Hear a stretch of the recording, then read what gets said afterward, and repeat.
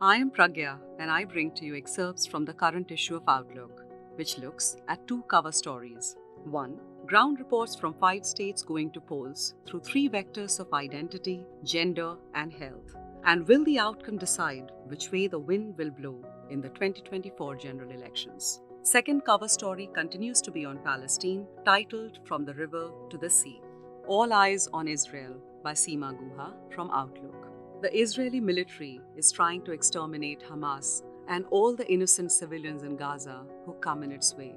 Like the avenging God of the Old Testament, Israel is raining down death and destruction on the people of Gaza. Ordinary citizens who have no say over Hamas have to pay the price for a militant organization's murderous assault. Both Israel and Hamas are blind to the sufferings of the people caught in this meaningless bloodletting. Israel's relentless onslaught has cost more than 11,700 lives, the majority of them helpless children and women.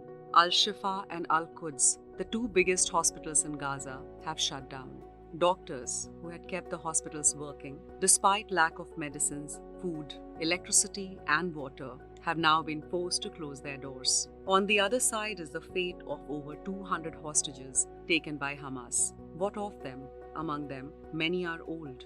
There are several children too, but no one has a clue. Civilians on both sides are pawns in the power game between Israel and Hamas. At a time of acute shortage in Gaza, are innocent civilians being provided with food or water? Hamas has claimed that 50 of the captives were killed in Israeli bombardment. Pressure is mounting on Prime Minister Benjamin Netanyahu to get back Israeli civilians taken hostage by Hamas fighters on October 7th. On November 11th, demonstrations were held in several places in Israel for their release. The main gathering was in Tel Aviv. The demonstrators vented their angst against Netanyahu for not being able to bring back the hostages. Several relatives of the hostages said the priority should be to rescue the hostages. Do not talk to me about conquering. Do not talk to me about flattening Gaza. Do not talk at all. Just take action. Bring them home now, Noam Perry, the daughter of a 79-year-old hostage, said. The world's only superpower and America's friends in Europe have quietly abetted Netanyahu and given him a green signal to act against terrorists. The one notable exception is French President Emmanuel Macron, who has called for a ceasefire and asked Israel to stop killing children. Yet, the desperate plight of the people of Gaza have touched the hearts of ordinary people around the world, including in the US and Europe. They feel the pain of war.